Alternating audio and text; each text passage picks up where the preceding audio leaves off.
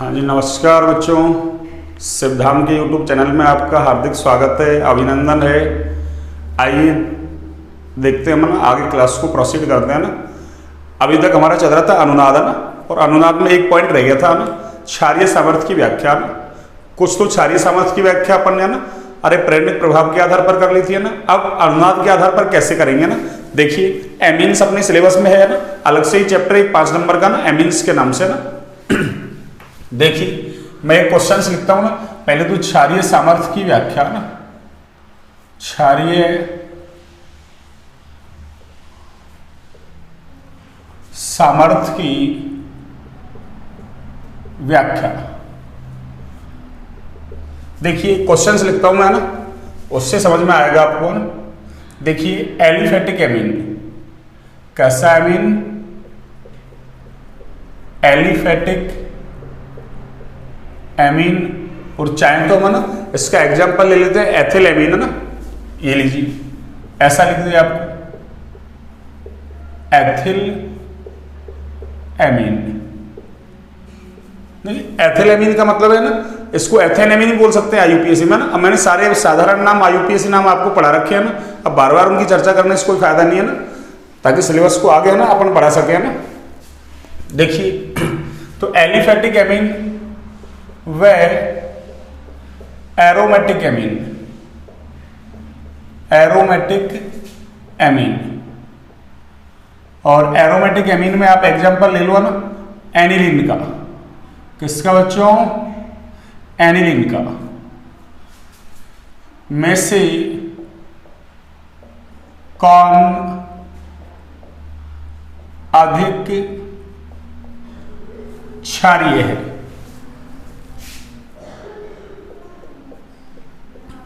क्षारीय है, समझाइए ना, एक्सप्लेन कीजिए ना, समझाइए। ये लीजिए, मैंने ये क्वेश्चंस लिख दिया ना, इंपॉर्टेंट क्वेश्चंस है ना, पूछा जाता है ना। ये लीजिए, देखिए इसका सॉल्यूशन क्या होगा, हल्ला ना, सॉल्यूशन। ये लीजिए, देखिए एलिफेटिक एमीन का मतलब मैं ऐसा बोल सकता हूं RNH2। और देखिए नाइट्रोजन के ऊपर क्या है, लोन पेयर। एक देखिए मैं ऐसा लिख दूं, जो C6H5 का मतलब बेंजीन रहेगा ना, यानी फेनिल ग्रुप। और इस पे मैंने क्या जोड़ दिया, एक आपके NH2 जोड़ दिया ना। तो इसका नाम क्या है? इसका नाम है एनिलीन। आपको याद रखना ये एनिलीन, इनकी स्ट्रक्चर्स को बार बार बनाया आप ना। एनिलीन आप ऐसे बनाओ इसको या ऐसे बनाओ ना, अरे इसको ये है ना, ऐसे आपने इसको टेढ़ा कर दिया या इसको ऐसा सीधा कर लो, बात एक ही है ना। एनिलीन ही ये एक ही बात है ना, इसको मैं ऐसे कर दूं ऐसा हो जाएगा ना, या इसको मैं ऐसा कर दूं ऐसा हो जाएगा ना, एक ही बात है। बस ऑर्गेनिक केमिस्ट्री में यही आपको समझना है ना। देखिए एनिलीन को याद रखे ना, पूछ लिया जाएगा आपसे, एनिलीन की अनुनादी संरचना बनाइए ना, एनिलीन की अनुनादी संरचना बनाइए। देखिए हाँ जी, और इसका नाम क्या है? ये तो अपन ने एलिफेटिक एमीन ना, अरे आर ग्रुप कहीं दिख जाए, आर का मतलब एल्किल ग्रुप कहीं दिख जाए ना, इसका मतलब वो एलिफेटिक कंपाउंड है ना। और कहीं C6H5 यानी है ना फेनिल ग्रुप दिख जाए ऐसा बेंजीन रिंग, और उस पर कोई ग्रुप जुड़ा हुआ है ना, तो वो एरोमेटिक है ना। कैसा है? एरोमेटिक। तो ये कौन सा है? इसका नाम देना चाहे तो है तो ये एलिफेटिक एमीन, पर इसका नाम क्या है? ये एल्किल ग्रुप, और ये आगे क्या है? एमीन। तो नाम क्या हो गया इसका? Alkyl amine. अब देखिए हमको पता क्षारीय सामर्थ्य क्या होती है, या तो लोन पेयर दान कर दे लुईस के अनुसार, या फिर H+ ग्रहण कर दे ना, ग्रहण कर ले।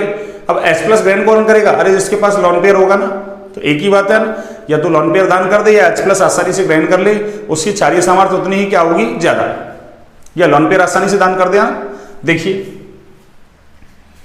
यहां देखिए, इसमें अब इस वाले में देखिए ना, देखिए ये वाला लोन पेयर है ना, ये वाला लोन पेयर देखो, लोन पेयर सिंगल, आगे कुछ चल ही नहीं रहा ना, कोई अनुनाद वगैरह है ही नहीं। लेकिन यहाँ देखिए इस वाले लोन पेयर को देखिए आप, लोन पेयर सिंगल पाई यानी पाई सिंगल लोन पेयर, इसका मतलब ये वाला लोन पेयर अनुनाद में भाग ले रहा है ना। और मैंने एक है ना स्पेशल पॉइंट में एक पॉइंट आपको लिखाया था कि अगर कोई लोन पेयर अनुनाद में भाग लेता है तो वो डिलोकलाइज्ड लोन पेयर कहलाता है ना, और जो अनुनाद में भाग नहीं लेता वो लोकलाइज्ड लोन पेयर कहलाता है ना। इसका मतलब ये वाला लोन पेयर अनुनाद में अरे भाग लेगा तो ये वाले इलेक्ट्रॉन इधर चले जाएंगे, जबकि ये अरे ये इधर भाग नहीं लेगा। इसका मतलब ये कैसा है आपका, अरे ये कैसा है आपका localised lone pair, localised lone pair, स्थानीयकृत लोन पेयर। और ये वाला लोन पेयर है आपका, ये कौन सा बच्चों, delocalised lone pair, delocalised lone pair. हाँ, लोकलाइज्ड का मतलब अरे एक ही स्थान पे है ना, घूम नहीं रहा रिंग के अंदर, जबकि ये घूम रहा है ना, यानी ये बिजी ज्यादा है, ये बिजी नहीं है ना। तो जो बिजी नहीं है अरे वो आसानी से क्या कर देगा, दान कर देगा ना। इसका काम तो क्या आगे कुछ भाग ले ही नहीं रहा, तो ये आसानी से दान करेगा, ये दान भी कर सकता है, अनुनाद में भाग भी ले सकता है ना। अरे कोई H+ आएगा, H+ ग्रहण करने की प्रवृत्ति क्षारीय सामर्थ्य है ना, कोई H+ आएगा उसको दे भी सकता है और नहीं भी दे सकता, क्यों, ये तो अनुनाद में भाग ले सकता है ना। अरे अनुनाद में भी क्या ले सकता है, भाग, इसलिए ये दान नहीं होगा आसानी से। आसानी से दान कौन सा होगा, ये, इसलिए क्या होगा, इसकी क्षारीय सामर्थ्य ज्यादा होगी ना, इसलिए इसकी क्षारीय सामर्थ्य ज्यादा होगी किसकी, एलिफेटिक एमीन की, यानी बेसिक स्ट्रेंथ क्या हो जाएगी इसकी, अरे ज्यादा हो जाएगी बच्चों।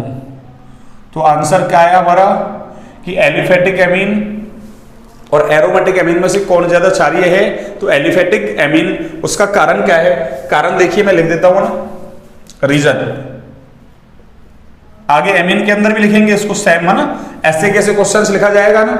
तो क्या कहेंगे कि एनिलीन में, किसमें, एनिलीन में नाइट्रोजन पर उपस्थित लोन पेयर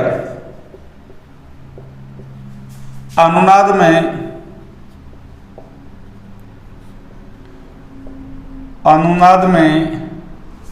भाग लेने के कारण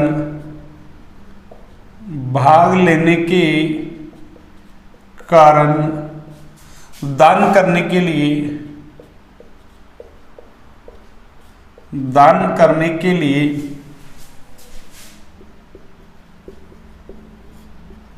आसानी से उपलब्ध नहीं होता है। इस कारण एनिलीन इंपॉर्टेंट है, स्ट्रक्चर को बनाए ना, एनिलीन की क्षारीय सामर्थ्य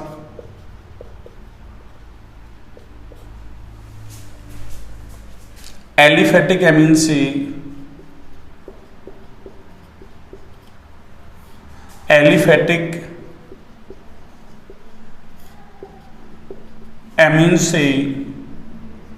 कम होती है।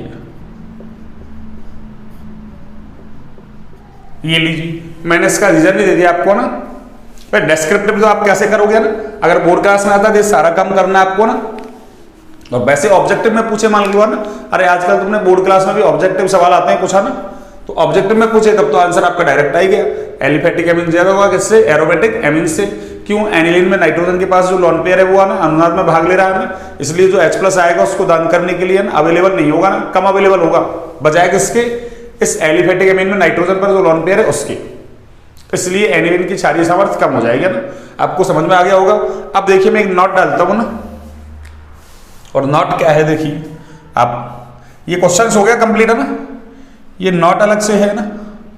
नोट काम का है देखिए, जो क्षारीय सामर्थ्य है आपके ना, बेसिक स्ट्रेंथ है।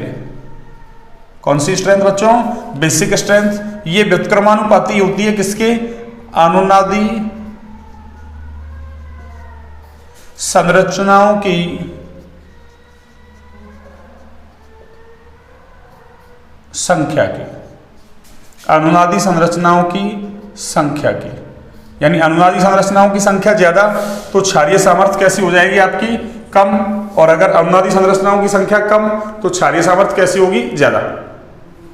देखिए एक बार आप नोट कीजिए ना, फिर मैं आगे क्वेश्चंस लिखता हूँ ना। आज इसको खत्म करना जीओसी को बिल्कुल, है ना। आपने नोट कर लिया, देखिए, हाँ जी,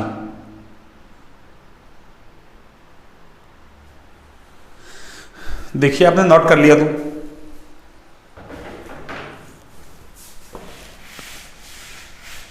इस फॉर्मूले पर आधारित मैं एक क्वेश्चन लिखता हूं ना, आपको और क्लियरिटी हो जाएगी ना।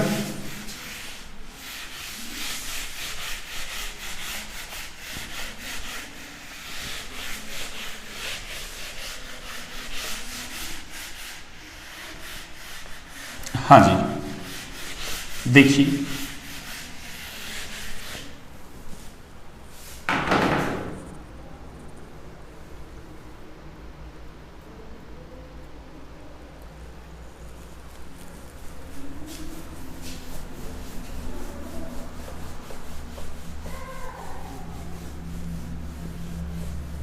हाँ जी, देखिए,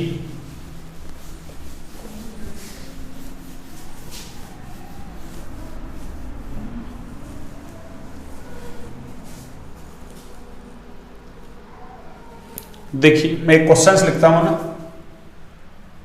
हाँ, निम्न को क्षारीय सामर्थ्य की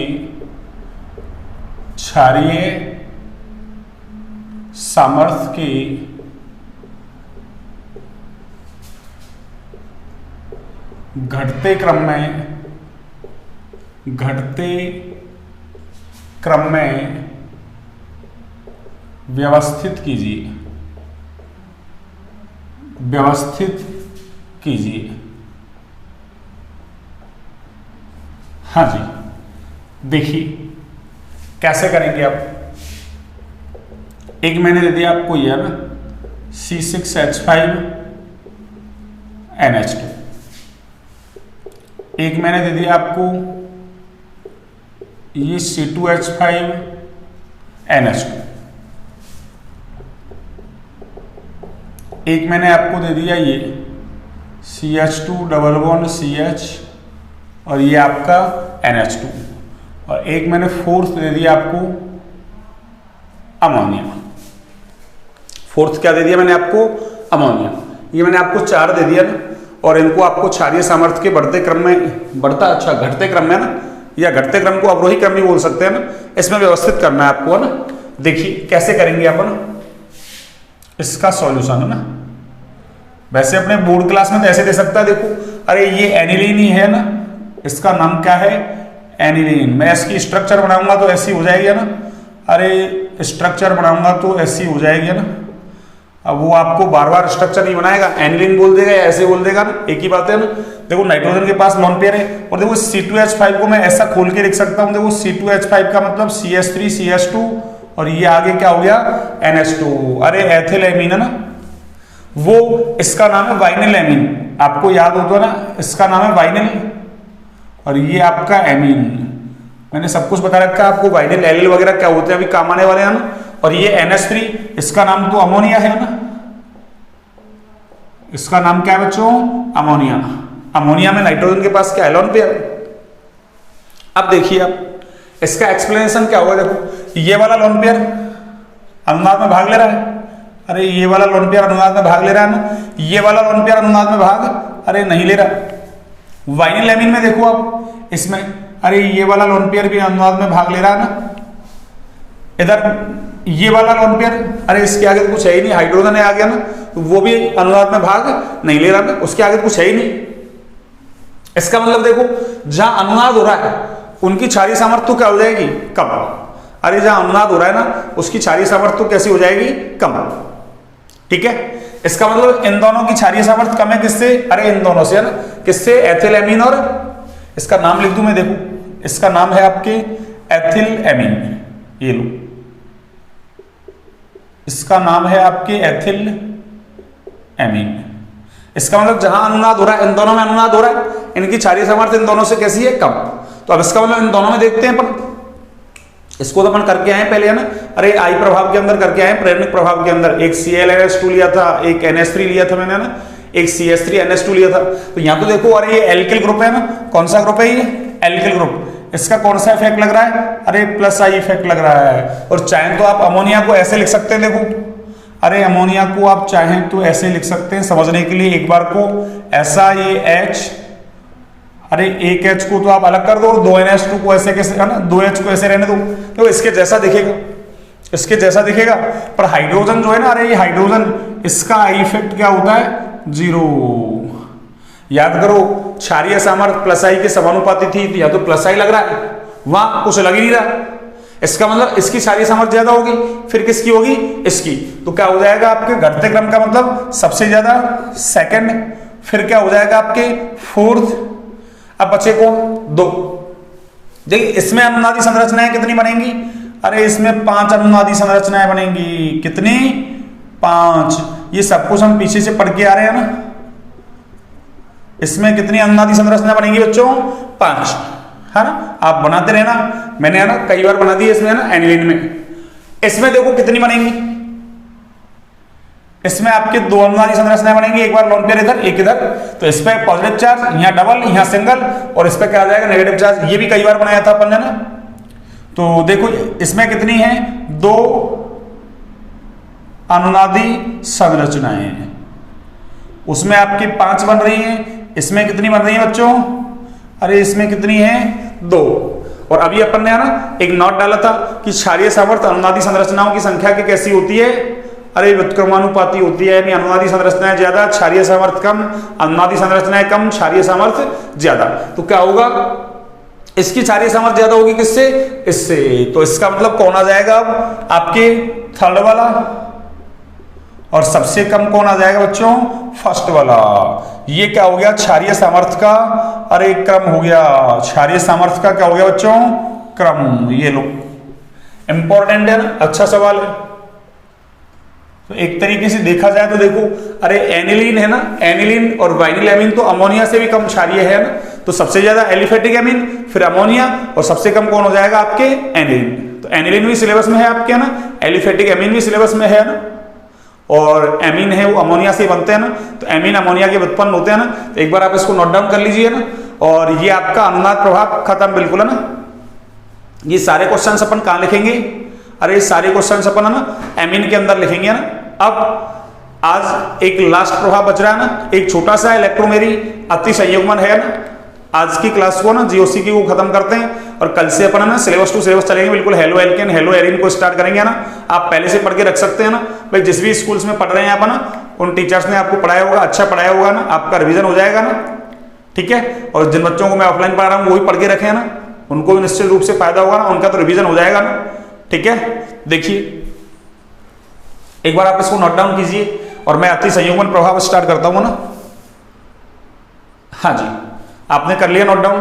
देखिए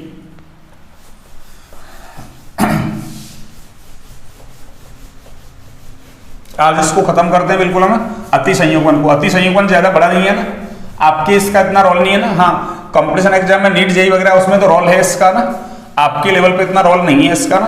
आपके लेवल पे तो एक तो प्रेरणिक प्रभाव और दूसरा अनुनाद प्रभाव, जो हमने डिटेल में पढ़ लिया, बिल्कुल, है ना, अच्छे से पढ़ लिया ना। देखिए अब स्टार्ट कर रहा हूं मैं अति संयुग्मन प्रभाव, है ना। थोड़ा बहुत इसको समझ लीजिए आप, है ना।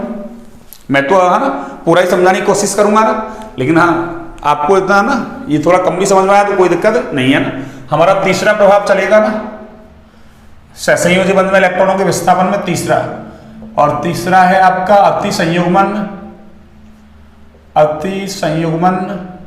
प्रभाव, और इसको हम बोलते हैं हाइपर कॉन्जुगेशन इफेक्ट, है ना, hyper conjugation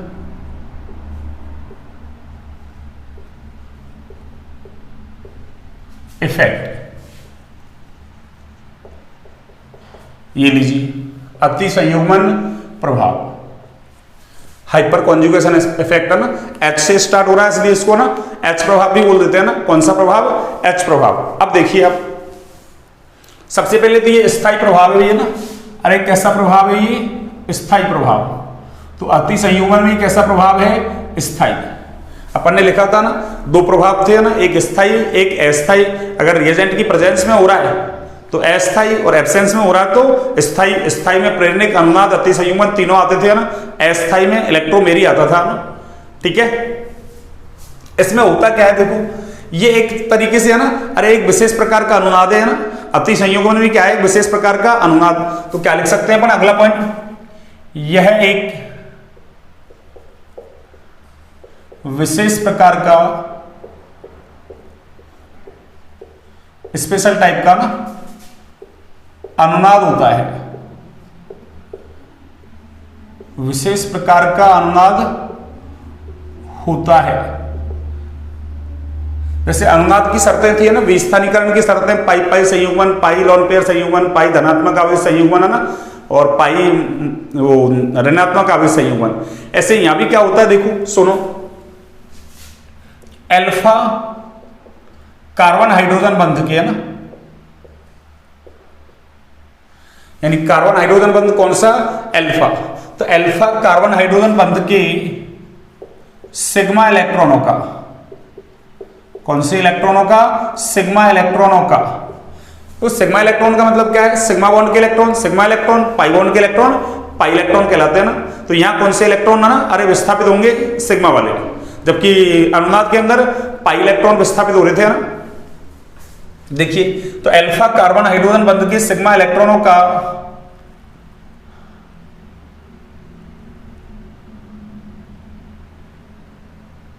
alpha carbon hydrogen बंध के सिग्मा इलेक्ट्रॉनों का संयुग्मी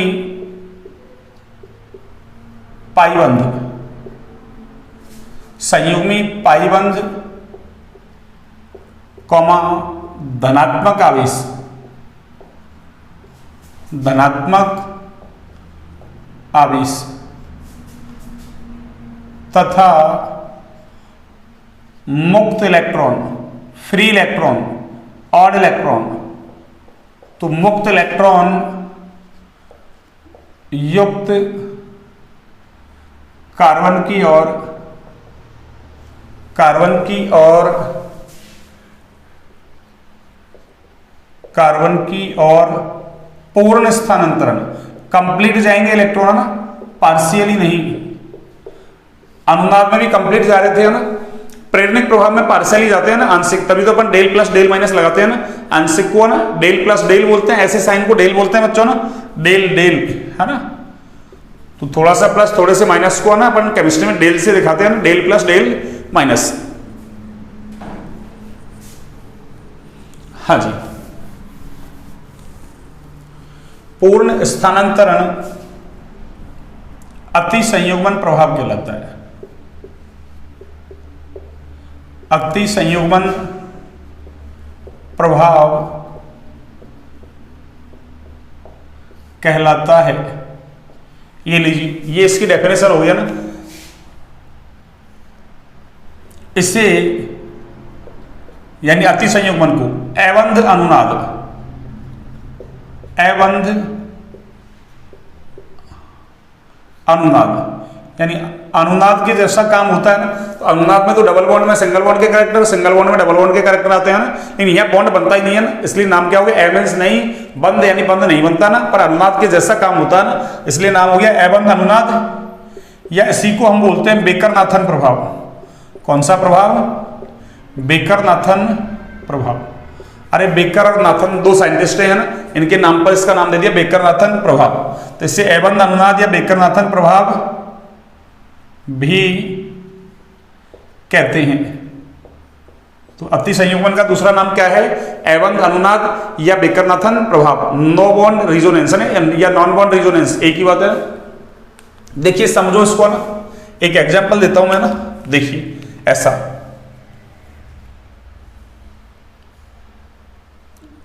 देखिए मैंने इसको ऐसा लिख दिया ना, हाँ जी, ये CH3 था ना, CH3 CH double bond CH2, ये एल्कीन है ना, कार्बन कार्बन के बीच में डबल बॉन्ड आता है ना, और चक्रीय यौगिक होता है ना, तो वो एल्कीन कहलाता है ना। तो ये एल्कीन है। एक देखिए मैंने क्या ले लिया,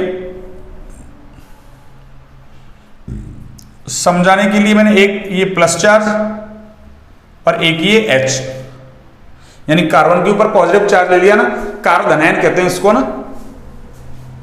एक देखिए मैंने क्या ले लिया आपको, ये CH2 और इसके ऊपर ऑड इलेक्ट्रॉन, ये कार्बन मुक्त मूलक ले लिया मैंने ना, और CH3 को मैंने ऐसे लिख दिया समझाने के लिए ना, CH2H।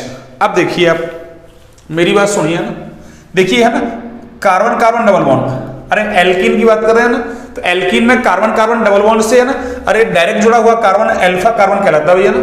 क्या कहा मैंने, एल्कीन में कार्बन कार्बन डबल बॉन्ड से डायरेक्ट जुड़ा हुआ कार्बन क्या कहलाएगा आपके, अल्फा कार्बन। ऐसे देखो धनात्मक है ना, अरे पॉजिटिव चार्ज जिस कार्बन पे है ना, पॉजिटिव चार्ज जिस कार्बन पे है ना, इसका मतलब कार्बन धनायन से डायरेक्ट जुड़ा हुआ कार्बन भी कौन सा कार्बन कहलाएगा आपके, अल्फा कार्बन। ऐसे देखो जिसके ऊपर ऑड इलेक्ट्रॉन है उससे डायरेक्ट जुड़ा हुआ कार्बन भी क्या कहलाएगा आपके, अल्फा कार्बन। तो पहले तो आपको अल्फा कार्बन पहचान में आना चाहिए ना।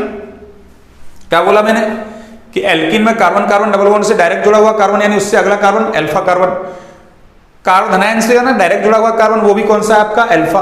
और जिसके ऊपर फ्री इलेक्ट्रॉन यानी मुक्त मूलक है ना, अरे कार्बन मुक्त मूलक जो है उससे डायरेक्ट जुड़ा कार्बन भी कौन सा है आपका, अल्फा कार्बन। अब अल्फा कार्बन पर जितने भी हाइड्रोजन होते हैं ना, अरे वो अल्फा हाइड्रोजन कहलाते हैं भैया ना। अल्फा कार्बन पर जितने भी हाइड्रोजन होते हैं 1 2 3 जितने भी है ना, वो सारे क्या कहलाते हैं, अल्फा हाइड्रोजन। तो देखिए ये वाला कार्बन अल्फा कार्बन है, इस पे 2 हाइड्रोजन तो ये रे, एक ये रहा ना। चाहूं तो मैं इसको ऐसे दिखा सकता हूं, 2 हाइड्रोजन को एक नीचे एक इधर, ठीक है ना, पर मैंने अभी एक को दिखा दिया। तो क्या कहा मैंने कि अल्फा कार्बन पर जितने भी हाइड्रोजन है वो सारे क्या कहलाएंगे, अल्फा हाइड्रोजन। अब देखिए इस वाले बॉन्ड को देखिए आप, इस वाले को देखिए, ये तो अल्फा कार्बन, और अल्फा कार्बन पर जितने भी हाइड्रोजन है वो क्या कहलाते हैं, अल्फा हाइड्रोजन। तो देखो अल्फा कार्बन और हाइड्रोजन के बीच का जो बॉन्ड है, अरे वही बॉन्ड कौन सा कहलाता है, अरे ये अल्फा कार्बन हाइड्रोजन बॉन्ड कहलाता है। तो अल्फा कार्बन हाइड्रोजन बॉन्ड समझ में आया आपके, कि अल्फा कार्बन और अल्फा हाइड्रोजन के बीच में जो बॉन्ड है ना, उस बॉन्ड का नाम ही क्या है, अल्फा कार्बन हाइड्रोजन बॉन्ड। यानी अल्फा कार्बन और अल्फा हाइड्रोजन के बीच का बॉन्ड क्या कहलाएगा, अल्फा कार्बन हाइड्रोजन बॉन्ड। और देखिए ये बॉन्ड कैसा, अरे ये सिंगल बॉन्ड है भैया ना, कैसा बॉन्ड है ये, सिंगल। बस तो इसी की बात कर रहे हैं। तो जो अपन अनुनाद में पढ़ते थे ना ऐसे कि पाई पाई संयुग्मन, पाई लोन पेयर संयुग्मन, पाई धनात्मक आवेश संयुग्मन, पाई ऋणात्मक आवेश संयुग्मन, है याद आपको। तो बस उसके जैसा ही हो गया ये, कैसा, यहाँ पाई की जगह क्या आ गया, एक अल्फा कार्बन हाइड्रोजन बॉन्ड है ना, यानी अल्फा कार्बन हाइड्रोजन बॉन्ड, उसके साथ में संयुग्मन में पाई बॉन्ड हो सकता है। अल्फा कार्बन हाइड्रोजन बॉन्ड, उसके संयुग्मन में धनात्मक आवेश हो सकता है। अल्फा कार्बन हाइड्रोजन बॉन्ड, उसके है ना मतलब संयुग्मन में कौन हो सकता है, ऑड इलेक्ट्रॉन, है ना। अनुनाद में भी होता है ये ऑड इलेक्ट्रॉन वाला ना, पाई मुक्त इलेक्ट्रॉन संयुग्मन, पर वो अपने काम आ नहीं रहा था ना, इसलिए मैंने उसको लिखाया नहीं है ना। यहाँ पे काम आ जाएगा इसलिए मैंने इसको लिखा दिया। अब देखिए क्या होगा, सुनो, अनुनाद जैसा करवाते थे अपन ना, उसके जैसा ही देखो आप, अनुनाद के जैसा, बस आपके समझ में आ जाएगा। देखिए अनुनाद में क्या होता था, अपन पाई पाई संयुग्मन, एक पाई बॉन्ड को दूसरे पाई बॉन्ड की तरफ भेजते थे ना। अगर समान एनवायरनमेंट होता था, सारे कार्बन सेम होते थे, तो किसी को किधर ही भेज दो, पर मान लो एक sp2 कार्बन होता था, एक sp, तो sp वाले की विद्युत ऋणात्मकता ज्यादा होती थी, तो sp की तरफ भेजते थे अपन ना। ऐसे पाई लोन पेयर, तो लोन पेयर को पाई की तरफ भेजते हैं, पाई ऋणात्मक तो ऋणात्मक को पाई की तरफ भेजते हैं, पाई धनात्मक तो क्या करते थे अपन, पाई को धनात्मक की तरफ भेजते थे ना। अब यहाँ उस पाई की जगह कौन रोल प्ले कर रहा है, अल्फा कार्बन हाइड्रोजन बंध ना, कौन सा, अल्फा कार्बन हाइड्रोजन बंध। तो ये अल्फा कार्बन हाइड्रोजन बंध सिंगल बॉन्ड पाई बॉन्ड संयुग्मन में है, alpha carbon hydrogen bond single bond positive charge संयुग्मन में है, alpha carbon hydrogen bond single bond, और ये ऑड इलेक्ट्रॉन ये भी कैसा है आपका, संयुग्मन में। तो देखिए अल्फा कार्बन हाइड्रोजन बॉन्ड के इलेक्ट्रॉन इधर आएंगे और ये वाले इलेक्ट्रॉन आपके इधर जाएंगे। तो देखिए इसकी अनुनादी संरचना क्या बनी, देखिए आप, ये CH2 और देखिए बॉन्ड के इलेक्ट्रॉन इधर आए, तो सिंगल बॉन्ड का कैसा बन गया आपका, डबल। अरे अनुनाद में ऐसे ही होता है ना, सिंगल का डबल। और आगे देखिए CH है, और देखिए ये डबल बॉन्ड के इलेक्ट्रॉन इधर चले गए, तो डबल का कैसा हो गया, सिंगल। और ये दोनों इलेक्ट्रॉन किधर चले गए, अरे इस कार्बन की तरफ चले गए, तो इस पे कौन सा चार्ज आएगा, अरे माइनस चार्ज। और देखिए अरे इस कार्बन हाइड्रोजन बॉन्ड के इलेक्ट्रॉन इधर आए, तो देखिए ये बॉन्ड के इलेक्ट्रॉन में एक तो कार्बन का था, एक हाइड्रोजन का था।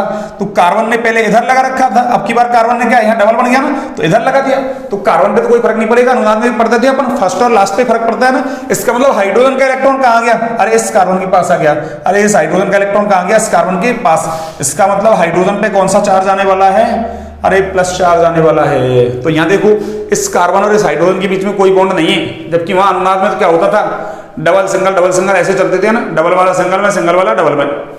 जबकि यहाँ तो बॉन्ड ही ब्रेक हो गया ना, बॉन्ड ही क्या हो गया, ब्रेक। तो यहाँ देखो इसके बीच में कोई बॉन्ड नहीं है, इसलिए नाम क्या हो गया इसका, अबंध अनुनाद। अबंध अनुनाद, कि अनुनाद के जैसा तो काम हुआ है पर बंध नहीं बना, इसलिए नाम क्या हो गया, अबंध अनुनाद। ऐसे देखिए अब चाहे तो देखो इसको मैं आगे और बढ़ाऊं ना, तो चाहो तो देखो ना, ये मैंने एक एच ऊपर दिखाया ना, ऐसा एक एच इधर भी तो हो सकता है, अरे एक एच इधर भी तो हो सकता है आपके, तो इसको मैं ऐसा लिख सकता हूं, चाहूं तो देखो अगली वाली में, ये चलो ना रहने दो अपन, चलो मैं आगे समझा दूंगा इसको ना। अरे ऐसे कहना चाह रहा हूं मैं, कहने का मतलब ये है कि ये जो था ना आपके, अरे ये 3 एच थे ना, इन तीनों एच को खोलूंगा मैं, ऐसे हो जाएगा ना, और आगे इसके क्या चल रहा है CH, और ये डबल बॉन्ड क्या चल रहा है CH2। तो मेरे कहने का मतलब ये है, जैसे ये इलेक्ट्रॉन इधर गए थे ना, अरे ये वाले देखिए, ये जैसे एक बार ये इलेक्ट्रॉन इधर गए, ये इधर, तो देखो एक तो खुद ही था, एक इसकी क्या बन गई, अरे अनुनाद होता है तो अनुनादी संरचना, तो अति संयुग्मन होगा तो नाम क्या हो जाएगा, अति संयुग्मन संरचना। तो देखिए एक तो खुद ही है, एक ये बन गई, दो। अब की बार देखो, जैसे ये एच दिया ऐसे ये एच भी जा सकता है, तो ये जो एच मैंने ऊपर लगाया प्लस, ऐसा मैं एच नीचे लगा सकता हूं, याद हो तो आपको, तो इसकी कौन सी बन जाएगी, तीसरी। और एक बार देखो ये वाला एच भी दे सकता है, अरे ये दे दे, वही बॉन्ड के इलेक्ट्रॉन आगे जाए, तो एक बार मैं इधर भी लगा सकता हूं एच प्लस, मैं ये कहना चाह रहा हूं। तो इसकी कितनी अनुनादी संरचनाएं बनेंगी आपके, 4। कितनी बनेंगी, 4। एक तो खुद और 3 अल्फा हाइड्रोजन थे, तो एक एक बार एक एक को दे देगा, तो 3 वो बन जाएंगे, 3 और 1 4। तो आपको ज्यादा दिमाग नहीं लगना, आप तो ये काउंट कर लो कि भाई उसके पास अल्फा हाइड्रोजन कितने हैं, जितने अल्फा हाइड्रोजन है उससे एक और जोड़ दो ना उसमें एक, तो वो क्या आ जाएगी, अति संयुग्मन संरचनाओं की संख्या। तो आगे लिखने वाले हैं अपन, अति संयुग्मन संरचनाओं की संख्या बराबर क्या होगा, अल्फा हाइड्रोजन की संख्या प्लस 1। देखिए इसको मैं रेज करता हूं, आपको समझ में आ गया होगा ना, आई होप आपको समझ में आ गया होगा ना। देखिए तो इसको मैं आगे लिख नहीं रहा ना, आगे देखिए, इधर देखिए अब, तो alpha hydrogen, alpha carbon hydrogen बंद सिंगल बॉन्ड, और ये पॉजिटिव चार्ज, तो ये इधर आएगा, तो क्या बनेगा देखो अब, ये ऐसे बन जाएगा क्या, CH2 डबल बॉन्ड, और ये CH2, अरे इस पे प्लस था और इसके पास हाइड्रोजन का एक इलेक्ट्रॉन आ गया, तो इसका प्लस खत्म, और ये H प्लस क्या हो गया, फ्री। ये लीजिए, यहां देखिए, यहां और इलेक्ट्रॉन है, और हमको पता है अरे मुक्त मूलक समांश विखंडन से बनता है बच्चों ना, कौन से विखंडन से, समांश। और समांश विखंडन को आपको याद हो तो अर्ध तीर के निशान से दिखाते हैं ना, कौन से निशान से, अर्ध तीर के निशान से। तो देखिए यहां क्या होगा, यहां देखिए आप, देखिए समांश विखंडन करवाऊंगा तो एक इलेक्ट्रॉन हाइड्रोजन के पास और एक इलेक्ट्रॉन इस कार्बन के पास आएगा, अगर कार्बन इसको यहां साझे में दे देगा ना, तो मैं डायरेक्ट क्या करूं, इसको अरे इधर भेज दूं, और एक इलेक्ट्रॉन ये वाला, तो इसका एक इलेक्ट्रॉन इसका एक इलेक्ट्रॉन मिलकर डबल बॉन्ड बना देगा ना। देखिए ऐसे CH2 डबल बॉन्ड CH2, और देखिए वो H के पास अब की बार एक इलेक्ट्रॉन आ गया ना। अरे इधर समझ में नहीं आ रहा तो इधर देख लीजिए आप ना, ये लीजिए, हाँ, और ये ऐसे है ना। अब देखो मैंने क्या किया, अरे मैंने ये बॉन्ड ब्रेक कर दिया, क्यों, इस बॉन्ड को ब्रेक करना पड़ेगा, समांश विखंडन करना पड़ेगा। तो देखिए एक इलेक्ट्रॉन तो इस H के पास जाएगा, एक इलेक्ट्रॉन कहां आएगा, इस कार्बन के पास, और ये बॉन्ड यहां से क्या हो गया, अरे ये ब्रेक हो गया ना, समांश विखंडन करवा दिया। समांश का मतलब एक बॉन्ड का मतलब 2 इलेक्ट्रॉन, तो एक हाइड्रोजन के पास भेज दिया मैंने, एक कार्बन के पास। अब देखो इस कार्बन का एक इलेक्ट्रॉन, इस कार्बन का एक इलेक्ट्रॉन, अरे एक एक इलेक्ट्रॉन मिलकर क्या करेंगे, ये डबल बॉन्ड बना देंगे। ये लो, ये डबल बन गया, आपकी बन गया क्या, देखना यही तो मैंने बनाया, कार्बन कार्बन डबल बॉन्ड, और हाइड्रोजन के पास एक इलेक्ट्रॉन चला गया, यानी हाइड्रोजन का मुक्तमूलक बन गया। तो इस तरीके से अति संयुग्मन होता है ना, अरे इस तरीके से क्या होता है, अति संयुग्मन होता है ना। आप एक बार इसको नोट डाउन कीजिए ना, आप एक बार इसको नोट डाउन कीजिए ना। हाँ जी, आपने नोट डाउन कर लिया। अब देखिए, अब समझ में आ गया होगा आपको। बस वो पाई इलेक्ट्रॉन चल रहा था ना, पाई की जगह क्या आ जाएगा, बस अल्फा कार्बन हाइड्रोजन बंद, बस उसके इलेक्ट्रॉन स्थानांतरित होंगे ना, किसकी तरफ, पाई बंद की तरफ, धनात्मक आवेश की तरफ, और एक मुक्त इलेक्ट्रॉन युक्त कार्बन की ओर। ठीक है, देखिए इसको मैं रेज करता हूं ना। आगे देखिए एक नॉट, और नॉट क्या है, देखिए नॉट काम का है ना,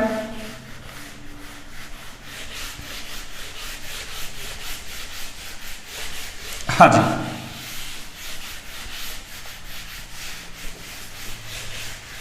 देखिए नॉट क्या है,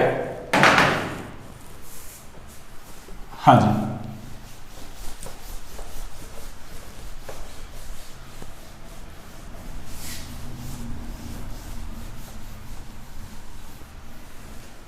हाँ जी, देखिए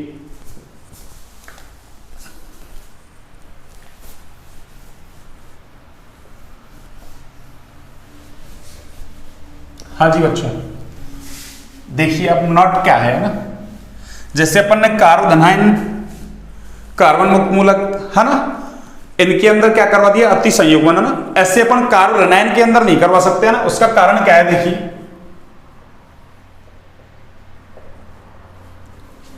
है ना। उसका कारण क्या है, देखिए मैं एक बार थोड़ा पानी पी लेता हूं, है ना।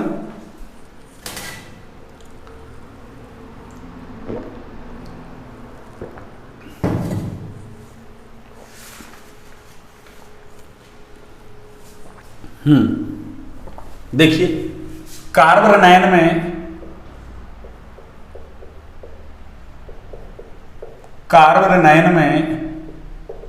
अति संयुग्मन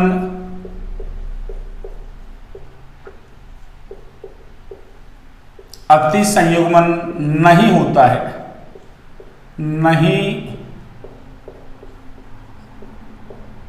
है, क्योंकि अल्फा कार्बन हाइड्रोजन बंध की सिग्मा इलेक्ट्रॉनों की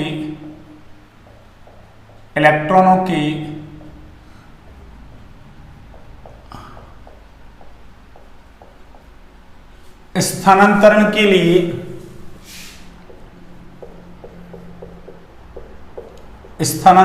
लिए ऋणावेशित कार्बन के पास, भाई कार्बोनाइन का मतलब क्या है, कार्बन पर नेगेटिव चार्ज है ना, तो ऋणावेशित कार्बन के पास खाली कक्षक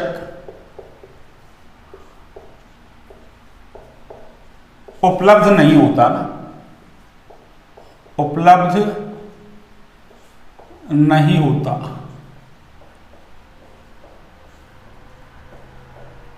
अरे ऐसे ही मान लो ना, तुमको कोई बहुत सारा धन दे दे भैया ना, अरे 2 4 5 10 ट्रक भर के दे दिया ना, नहीं तुम्हारे पास मान लो अरे लेने के लिए कोई कमरा खाली है ही नहीं है ना, तुम्हारे पास तो मान लो एक ही अरे कमरा है ना, उसी में रह रहे कर रहे हैं सब कुछ है ना।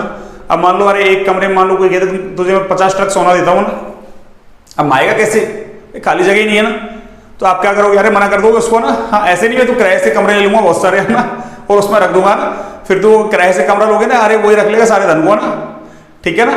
तो हमारे पास जगह नहीं है तो हम नहीं ले सकते। ऐसे ही ऋणावेशित कार्बन के पास में खाली जगह नहीं है भैया ना, इसलिए वो अल्फा कार्बन हाइड्रोजन बंध के सिग्मा इलेक्ट्रॉन उनको ना ले नहीं पाता ना।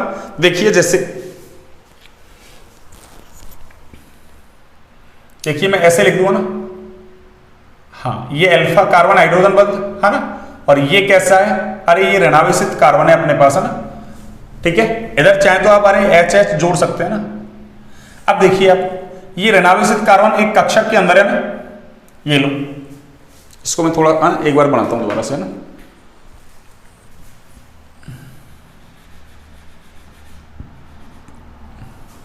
ये लो इसके पास कार्बन के पास क्या है कि है ना, अरे ये कक्षक है ना, और उस कक्षक के अंदर क्या है, नेगेटिव चार्ज, ठीक है ना। नेगेटिव चार्ज का मतलब क्या होता है, अरे 2 इलेक्ट्रॉन होते हैं ना, नेगेटिव चार्ज का मतलब क्या होते हैं बच्चों, 2 इलेक्ट्रॉन।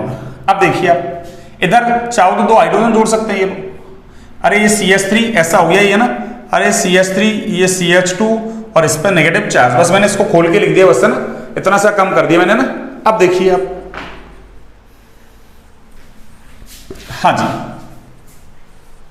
देखिए इस कार्बन की बात करें ना, इस वाले कार्बन की बात करें अपन ना, इस वाले कार्बन की बात करें तो देखिए इस कार्बन के पास देखिए, अरे एक सिग्मा बॉन्ड इधर बन रहा है तो 2 इलेक्ट्रॉन, एक सिग्मा इधर बन रहा है 2 इलेक्ट्रॉन, क्यों, एक बॉन्ड सिग्मा हो या पाई हो, उसका मतलब 2 इलेक्ट्रॉन होते हैं ना, कितने इलेक्ट्रॉन, 2। तो देखिए 2 इलेक्ट्रॉन तो ये 2 इलेक्ट्रॉन ये 2 इलेक्ट्रॉन ये, कितने इलेक्ट्रॉन ये 6, और देखिए एक नेगेटिव चार्ज का मतलब 2 इलेक्ट्रॉन, तो 6 और 2 कितने हो गए 8।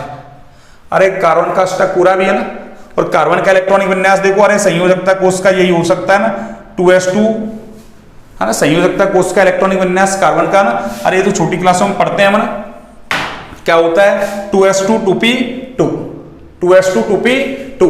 देखो s उपकोष में एक कक्षक होता है ना, और एक कक्षक में अधिकतम 2 इलेक्ट्रॉन आ सकते हैं, तो s के अंदर तो 2 इलेक्ट्रॉन भरे ही है ना, और p उपकोष के अंदर कितने, अरे अधिकतम कितने आ सकते हैं भाई, अरे p उपकोष में 3 कक्षक होते हैं भैया ना, p उपकोष में कितने कक्षक होते हैं भाई, अरे 3 कक्षक होते हैं, एक डिब्बा एक कक्षक को दिखा रहा भी है ना, और एक कक्षक में अधिकतम 2 इलेक्ट्रॉन आ सकते हैं। अभी तो इसके पास कितने, एक और एक 2, ठीक है ना। तो देखो ये p के अंदर कितने ले सकता है, 3 4 5 और 6, तो 2 और 6 8, यानी 8 ही ले सकता है अधिकतम है ना। अरे कितने इलेक्ट्रॉन ले सकता है अधिकतम, 8 इसके पास है पहले से, तो फिर ये अरे इधर वाले इलेक्ट्रॉन जो इधर आते थे ना वो अब की बार नहीं आ पाएंगे। कारण क्या है, कार्बन के पास खाली कक्षक नहीं है, क्यों, कार्बन का पहले से अष्टक पूरा भी है ना, और ये अधिकतम 8 इलेक्ट्रॉन ले सकता है। अरे अष्टक का नियम, जिसका अष्टक पूरा हो जाता है ना वो स्थायी होता है ना, तो कार्बन का पहले से अष्टक पूरा है ना, इसके पास अधिकतम 8 इलेक्ट्रॉन ही ना भरे जा सकते हैं ना, तो इसके पास 8 हैं, इसलिए ये क्या नहीं करता, अरे ये जो अल्फा कार्बन हाइड्रोजन बंध के इलेक्ट्रॉन है ना उनको ले नहीं पाता ना। बस यही लिखा है मैंने कि कार्बन एनायन में अति संयुग्मन नहीं होता ना। क्यों, क्योंकि अल्फा कार्बन हाइड्रोजन बॉन्ड के सिग्मा इलेक्ट्रॉनों को ना लेने के लिए कार्बन के पास, कौन से कार्बन के पास, ऋणावेशित कार्बन के पास खाली कक्षक नहीं होते हैं ना, इसलिए नहीं ले पाता। तो इसका मतलब क्या हुआ कि कार्बन एनायन के स्थायित्व को हम समझा सकते हैं अति संयुग्मन के आधार पर, है ना, कार्बन मुक्त मूलक के स्थायित्व को समझा सकते हैं, एल्कीन के स्थायित्व को समझा सकते हैं, पर कार्बन ऋणायन के स्थायित्व को नहीं समझा सकते हैं ना। तो मैं नोट लिख देता हूं, एक क्या लिखूंगा कि अति संयुग्मन के आधार पर कार्बन ऋणायन के स्थायित्व को नहीं समझा सकते हैं ना, यानी आपका ये नोट हो गया क्या कि कार्बन ऋणायन का, क्यों कार्बन ऋणायन में है ना अति संयुग्मन हो ही नहीं रहा, तो कार्बन ऋणायन का स्थायित्व अति संयुग्मन के आधार पर या कार्बन ऋणायन का स्थायित्व अति संयुग्मन द्वारा नहीं समझा सकते, नहीं समझा सकते हैं। ये लीजिए, ये आपका नोट हो गया ना। एक क्वेश्चन देखिए ना, ऐसा क्वेश्चन पूछ लिया जाए, है ना, एक नॉलेज के लिए ना, अपने यहां तो क्या पूछेगा 12वीं क्लास में, जो कार्बन ऋणायन का स्थायित्व, है ना, समझाया जा सकता है, समझाया जा सकता है। देखिए किस किस के द्वारा समझा सकते हैं ना, फर्स्ट प्रेरणिक प्रभाव द्वारा, ठीक है, सेकंड अनुनाद प्रभाव द्वारा, कौन सा प्रभाव, अनुनाद, थर्ड अति संयुग्मन द्वारा ना, अति संयुग्मन द्वारा, और चौथा है सभी, है ना, ऑल ऑफ दीज, यानी इन सभी के द्वारा समझा सकते हैं क्या। तो देखो कार्बन ऋणायन का स्थायित्व है ना, अरे वो तो हम ना प्रेरणिक प्रभाव से भी समझा सकते हैं, अनुनाद से भी समझा सकते हैं ना, और अति संयुग्मन से भी समझा सकते हैं ना। तो क्या हो जाएगा आंसर इसका, ऑल, सभी से। ठीक है, एक बार आप इसको नोट डाउन कीजिए। अब पढ़ेंगे हम अति संयुग्मन के अनुप्रयोग, अति संयुग्मन के अनुप्रयोग, है ना, उतारिए अब। लेकिन अनुप्रयोग से पहले मैं एक चीज और बता देता हूं ना, अति संयुग्मन के प्रकार और बता देता हूं मैं ना, एक बार इसको आप नोट डाउन कीजिए। कर लिया होगा अपना नोट डाउन, है ना, हाँ जी। देखिए ये लीजिए, आज इसको खत्म करना है अपन को ना।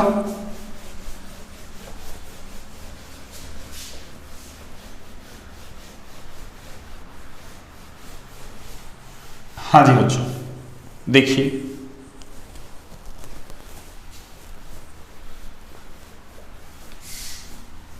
तो अति संयुग्मन है ना, अरे दो प्रकार का है ना, ये लो H प्रभाव, ये कितने प्रकार का है, दो प्रकार का ना। वैसे अपने काम का नहीं है ना, ज्यादा रखो तो रख लेना, नहीं कोई जरूरी नहीं है। एक कौन सा है प्लस H और एक कौन सा है माइनस H, है ना, यानी अति संयुग्मन प्रभाव दो प्रकार का है ना, एक प्लस H प्रभाव और एक माइनस H प्रभाव। देखिए प्लस H के अंदर तो कौन कौन से ग्रुप आते हैं ना, वही इलेक्ट्रॉन दाता समूह ना, अरे इलेक्ट्रॉन दाता समूह, कौन सा प्रभाव लगाते हैं प्लस H, और इलेक्ट्रॉन आकर्षी है ना, या इलेक्ट्रॉन ग्राही, इलेक्ट्रॉन आकर्षी समूह, हाँ जी, ये कौन सा प्रभाव लगाते हैं माइनस H।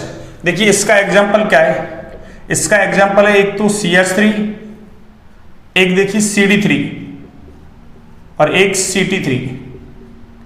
देखो H को बोलते हैं प्रोटियम, अरे हाइड्रोजन के तीन समस्थानिक होते हैं, प्रोटियम, ड्यूटेरियम और ट्राइटियम। ये CH3 को मैथिल ग्रुप बोलते हैं ना, बस H को हटा के मैंने ना हाइड्रोजन का दूसरा समस्थानिक ड्यूटेरियम लगा दिया, इसमें ट्राइटियम लगा दिया ना। देखिए तो यहाँ CH3 का प्लस H ज्यादा है किससे, CD3 से, CD3 का ज्यादा है किससे, CT3 से। एक तो ये याद रखना आपको। एक देखिए यहाँ इसमें एक CF3, एक CCl3, ये लीजिए CCl3, एक होता CBr3 और एक होता CI3, fluorine, chlorine, bromine, iodine. ये 4 ग्रुप कौन सा लगाते हैं, अरे ये 4 ग्रुप कौन सा इफेक्ट लगाते हैं, -H। और इसमें भी ऑर्डर क्या है, देखिए -H का ऑर्डर है ना, CI3 का ज्यादा है और CF3 का कैसा है, कम। बस एक नॉलेज के लिए ये वाला याद रख लो अपन, एक नॉलेज के लिए ये वाला याद रख लो ना। ये 4 ग्रुप हैं, ये -H प्रभाव लगाते हैं। ये 3 ग्रुप हैं, ये कौन सा लगाते हैं आपके, +H। और +H का ऑर्डर ये है और -H का ऑर्डर ये है। आगे देखिए अति संयुग्मन के अनुप्रयोग। अगली हेडिंग है आपकी अति संयुग्मन के अनुप्रयोग। अति संयुग्मन के अनुप्रयोग, हाँ जी बच्चों, देखिए अति संयुग्मन के अनुप्रयोग क्या है। सबसे पहले देखो यहां ना, अरे यहां भी वही लॉजिक लगेगा ना कि स्थायित्व जो है ना, स्थायित्व जैसे वहां अति संयोग वो अनुनादी संरचनाओं की संख्या के समानुपाती था, तो यहां क्या हो जाएगा, अति संयुग्मन संरचनाओं की संख्या की, अति संयुग्मन संरचनाओं की संख्या की, ये लीजिए। और देखिए अति संयुग्मन संरचनाओं की संख्या बराबर क्या है, अति संयुग्मन संरचनाओं की संख्या ना, संरचनाओं की संख्या बराबर क्या है, अरे अल्फा हाइड्रोजन की संख्या, किसकी संख्या बच्चों, अल्फा हाइड्रोजन की संख्या। और उसमें क्या कर दो, अरे उसमें 1 जोड़ दो ना, अल्फा हाइड्रोजन की संख्या में क्या कर दो आप, 1 जोड़ दो, ये लीजिए। इसका मतलब आपको तो क्या याद रखना है कि जिसमें अल्फा हाइड्रोजन ज्यादा होगा ना, जिसमें अल्फा हाइड्रोजन ज्यादा होंगे उसमें अति संयुग्मन संरचनाओं की संख्या भी ज्यादा होगी। अति संयुग्मन संरचनाओं की संख्या ज्यादा तो उसका स्थायित्व भी कैसा होगा, ज्यादा। और अल्फा हाइड्रोजन कैसे दिखते हैं वो मैंने सारा बता ही दिया आपको ना, कि एल्कीन में तो कार्बन कार्बन डबल बॉन्ड से डायरेक्ट जुड़ा हुआ कार्बन अल्फा कार्बन है ना, कार्बोधनायन के अंदर जिस कार्बन पर पॉजिटिव चार्ज है उससे डायरेक्ट जुड़ा हुआ कार्बन अल्फा कार्बन, और जिस कार्बन पर है ना, अरे मतलब फ्री इलेक्ट्रॉन है उससे डायरेक्ट जुड़ा कार्बन भी कौन सा है आपका, अल्फा कार्बन। एक बार आप इसको नोट डाउन कीजिए ना। अब मैं एग्जाम्पल देता हूं ना कि किस किस के स्थायित्व को अपन समझाएंगे ना, ये लीजिए आपने है ना नोट डाउन कर लिया, हाँ जी। सबसे पहले हम एल्कीन के स्थायित्व की व्याख्या कर रहे हैं ना, किसकी व्याख्या बच्चों, एल्कीन के स्थायित्व की ना। एल्कीन के स्थायित्व की व्याख्या इसलिए कर रहे हैं अपन है ना, उसका कारण क्या है, एक है ना अपन विलोपन अभिक्रिया पढ़ेंगे ना हेलो एल्केन के अंदर, और विलोपन अभिक्रिया में एक एग्जांपल आएगा विहाइड्रो हेलोजनीकरण, और उससे एल्कीन बनेगी ना। तो कौन सी एल्कीन मुख्य उत्पाद के रूप में बनेगी ना, तो जो एल्कीन ज्यादा स्थायी होगी ना वो मुख्य उत्पाद के रूप में बनेगी। तो उसको सैडजेफ के नियम से कर लेंगे अपन ना, पर बाकी आप ऐसे भी कर सकते हैं उसको ना, इसलिए मैं बता रहा हूं ना। तो पहला इसका अनुप्रयोग क्या है आपका, यानी अपनी हेडिंग हो जाएगी अति संयुग्मन के अनुप्रयोग, ये लीजिए अति संयुग्मन के अनुप्रयोग। हाँ जी बच्चों, आज है ना अपन को जीओसी की क्लास को वाइंड अप करना है बिल्कुल है ना, जिससे कल अपन है ना अपना सिलेबस टू सिलेबस चले ना। और अगर आपको अच्छी लगे क्लासें है ना, हाँ तो आगे शेयर करें। आप लोग शेयर नहीं कर रहे हैं ना, शेयर ज्यादा से ज्यादा करें है ना, जिससे और भी लोगों तक पहुंचे वीडियो है ना, कि और भी लोग फायदा उठाए ना। हाँ, और भी बच्चों को है ना जिनको केमिस्ट्री से डर लगता है ना, उनको भी फायदा हो, उनका भी डर दूर हो ना, आपको दुआई देंगे वो ना। तो आगे है ना वीडियो को शेयर करें ना, और लाइक सब्सक्राइब शेयर वगैरह तो करना ही है आपको ना। अच्छा लगे तो ना, नहीं लगे तो मत करो ना। हाँ, अच्छा लगे तो करना है आपको ना, ठीक है। तो अति संयुग्मन के अनुप्रयोग, पहला अनुप्रयोग है देखिए आप, एल्कीन के स्थायित्व की व्याख्या। किसकी बच्चों, एल्कीन के स्थायित्व की व्याख्या। हाँ जी, देखिए कैसे करेंगे। इतना आपने पढ़ लिया ना जीओसी को, आपको कोई अटकाने वाला नहीं है ना। अरे बोर्ड में कैसा ही पेपर आ जाए ना, बिल्कुल आप 100 नंबर ला सकते हैं बिल्कुल है ना। 100% है ना। आप भी मेहनत करें, मैं भी मेहनत कर ही रहूंगा आपके लिए ना, बेस्ट से बेस्ट देने की कोशिश करूंगा ना। सारे क्वेश्चंस वगैरह आपको ना अरे यहीं पे सॉल्व करवा दिए जाए ना, बोर्ड पे बिल्कुल है ना, सब कुछ जैसे ऑफलाइन में पढ़ाते हैं ऐसे है ना, सारे अभ्यास वगैरह किया ना, पाठ्यनिहित वगैरह, उदाहरण वगैरह जितने भी हैं सारे है ना, सारी थ्योरी है ना कंप्लीट, और प्रीवियस ईयर्स में आए हुए क्वेश्चंस वगैरह जितने भी है ना सारे करवा दिए जाएंगे आपको ना लास्ट दिसंबर तक है ना। तो आप पढ़ते चलें बिल्कुल है ना, निश्चित रूप से आपको ना सफलता मिलेगी जरूर है ना।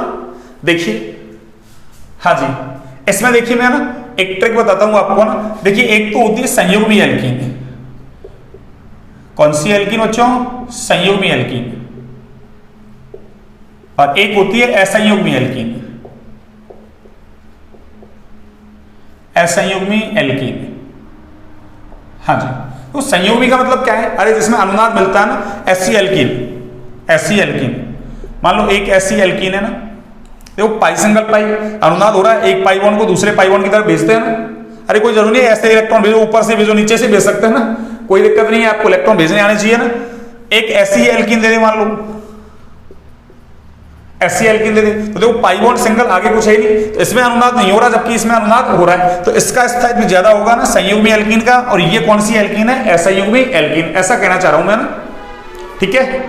तो देखिए तो संयुग्मी असंयुग्मी का मतलब मैंने आपको बता दिया ना कि कौन सी एल्कीन संयुग्मी होगी, कौन सी एल्कीन असंयुग्मी होगी है ना। ये लो मैं एक बार लिख भी देता हूं ना आपके लिए। देखो संयुग्मी एल्कीन का मतलब ऐसी alkene, CH2 double bond CH और ये CH और ये डबल बॉन्ड CH2, ऐसी एल्कीन है ना, इसमें अनुनाद हो जाएगा। ये लो ये लीजिए, तो इसका स्थायित्व ज्यादा होगा इससे है ना। अब देखिए असंयुग्मी एल्कीन में ना इसका स्थायित्व ज्यादा है ना, स्टेबिलिटी। ये लीजिए मैं यहां लिख देता हूं, स्टेबिलिटी का मतलब स्थायित्व। तो संयुग्मी एल्कीन का स्थायित्व ज्यादा है किससे? असंयुग्मी से। अब मान लो एक से ज्यादा असंयुग्मी एल्कीन है, तो आप देख लो उसमें है ना अल्फा हाइड्रोजन की संख्या देख लो ना, यानी मैं ऐसा कह दूं कि नंबर ऑफ अल्फा हाइड्रोजन, अगर ये बढ़ता है ना, अरे ये बढ़ने का साइन है ऊपर की तरफ, नीचे लिखूंगा मैं तो घटने का साइन है ना, तो number of alpha hydrogen increases है ना, और इंक्रीजेज है ना, इंक्रीज हो जाए, शॉर्ट में लिखते हैं इंक्रीज और ES इंक्रीजेज है ना, तो फिर क्या होगा? उस एल्कीन का स्थायित्व बढ़ेगा ना, स्टेबिलिटी क्या होगी? अरे बढ़ेगी बच्चों है ना। ये लीजिए, अब यदि number of alpha hydrogen same हो जाए ना, नंबर ऑफ अल्फा हाइड्रोजन कैसी हो जाए? सेम, तो फिर हम क्या देखते हैं कि भाई वो एल्कीन असममित है या फिर वो सम्मित है। देखिए असम्मित और सम्मित से क्या मतलब है? देखिए असम्मित और सम्मित से ये मतलब है ना, देखिए मैंने एक CH3 ऐसे जोड़ दिया, एक CH3 मैंने ऐसे जोड़ दिया ना, और एक भी देखो मैं ऐसा लिख देता हूं। हाँ जी, देखिए एल्कीन का मतलब क्या है? कार्बन डबल बॉन्ड कार्बन, अच्छा इधर 5 हो गया ना, एक सेकंड, इसकी वैलेंसी को ना 4 करता हूं ना, कार्बन की वैलेंसी 4 होती है भैया ना, 5 हो जाए, हाइड्रोजन को हटा दो ना, कहीं गलती से 5 हो जाए ना।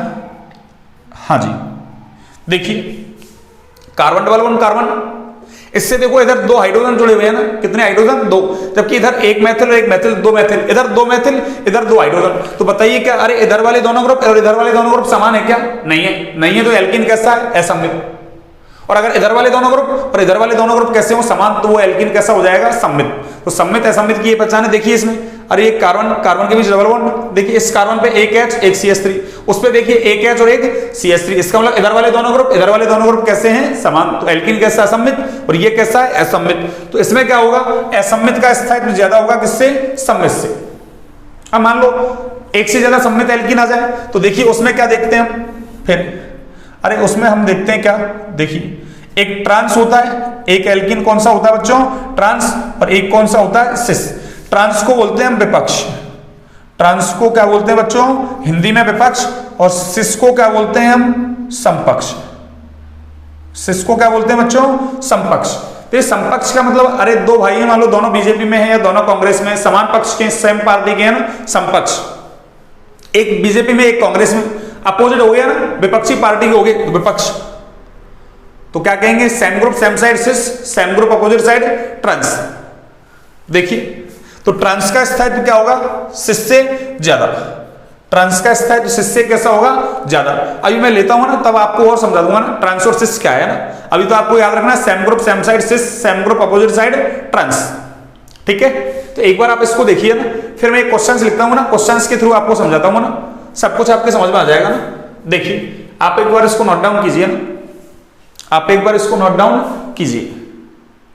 हाँ जी, आपने नोट डाउन कर लिया। देखिए मैं एक क्वेश्चन लेता हूं ना, उसके थ्रू आपको समझाता हूं ना।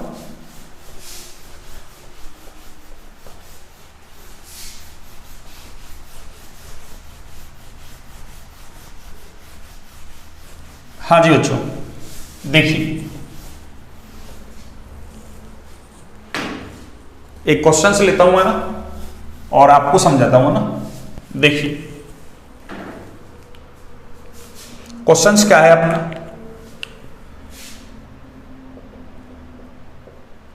निम्न एल्कीनों को, किसको बच्चों, एल्कीनों को स्थायित्व के बढ़ते क्रम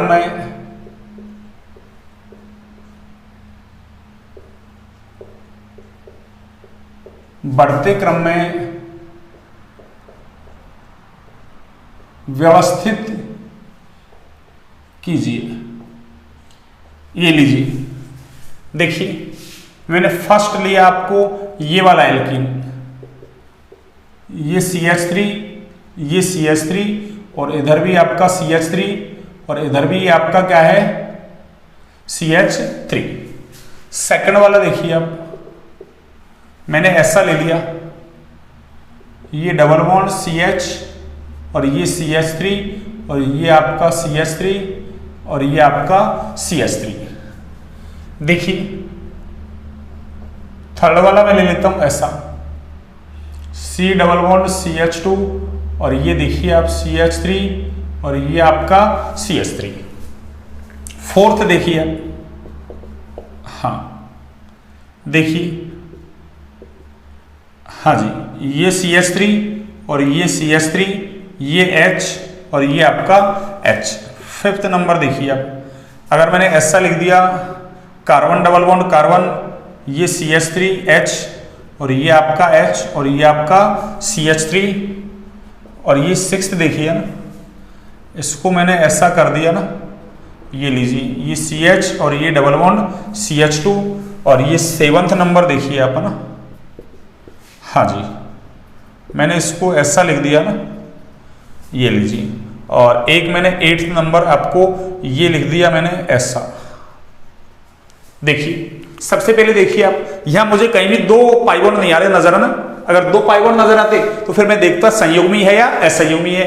यहां देखो सारे एक एक सिंगल बॉन्ड, वो एक एक डबल बॉन्ड है ना, इसका मतलब सारी एल्कीन कैसी है, असंयुग्मी। सारी एल्कीन कैसी है, असंयुग्मी। अब असंयुग्मी है तो सबसे पहला काम क्या है हमारा, अल्फा हाइड्रोजन कैलकुलेट करो अपन।